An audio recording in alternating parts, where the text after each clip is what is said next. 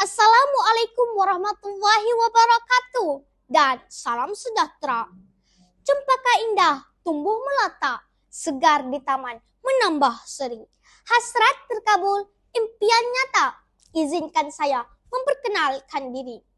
Raihana Nurhafizah binti Syawaludin, nama diberi. Syukur atas nikmat 12 tahun usia dinikmati. Di Sekolah Rendah Arab Jaim Turaza, ilmu dicari. MCT 2003, kod sekolah termaktub rapi. Kata orang, buku, jambatan ilmu. Semakin jauh perjalanan, semakin luas pengetahuan dipacu. Buku di tangan berjudul Dugaan Kasih Ibu. Sebuah nukilan yang syarat dengan emosi membuai perasaan menjadi sayu. Buku hasil karya karisma ini sangat bermutu. Buku terbitan PEP, Publication Sendirian Berhad ini digarap padu. Buku ini adalah dari siri Kilauan Purnama, berilustrasikan suasana di hospital dengan pilihan warna yang memikat kalbu.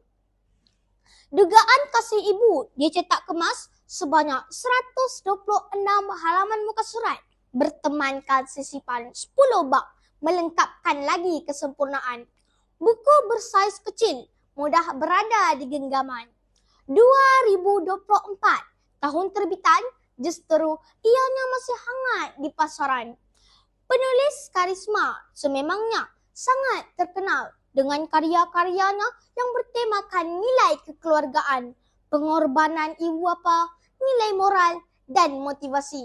Karya-karya beliau banyak digunakan dalam program nilam dan menjadi bacaan paling digemari oleh murid sekolah rendah maupun sekolah menengah. Apatah lagi, di dalam novel ini, gaya bahasa yang digunakan sangat santai, ringkas dan mudah difahami.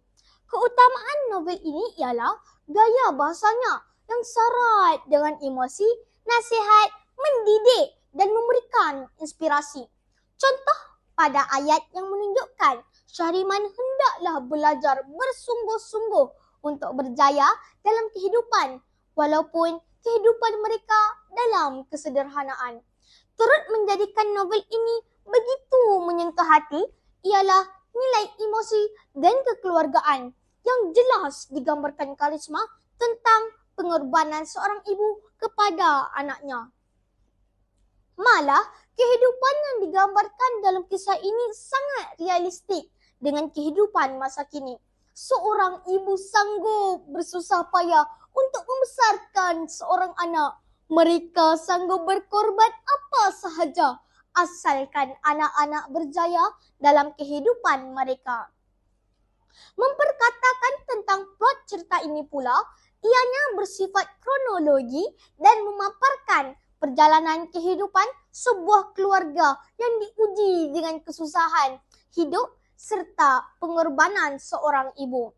Ceritanya berkembang dari permulaan yang menggambarkan watak utama Puan Zulaikha sebagai seorang ibu yang penyayang dan sangat mementingkan pendidikan anak-anak.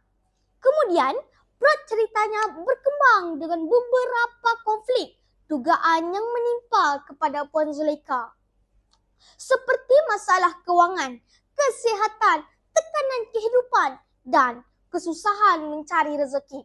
Di dalam bahagian ini, pembaca akan dibuai dengan kesedihan dan kisah yang meruntuhkan jiwa. Tanpa sedar, air mata menitis di pipi kerana kisahnya yang menyayat hati. Manakala, klimaks cerita ini pula menggambarkan masalah yang bertimpa-timpa yang dialami oleh Puan Zulaikha sehingga dirinya jatuh sakit. Penutup kisah ini pula membawa kesedaran dan pengajaran kepada kita sebagai pembaca seperti seorang anak perlu menghargai pengorbanan seorang ibu yang tidak ternilaikan. Kesimpulannya, novel Dugaan Kasih Ibu ini begitu dekat di hati. Buku ini memberikan saya pengajaran bahawa sebagai anak kita hendaklah menjadi anak yang berakhlak terpuji, bercita-cita tinggi demi membalas jasa ibu dan ayah yang disayangi. Dapatkan buku ini kerana buku ini pasti akan memberikan inspirasi kepada kita sebagai seorang anak untuk menghargai jasa dan pengorbanan ibu tercinta. Sekian, terima kasih.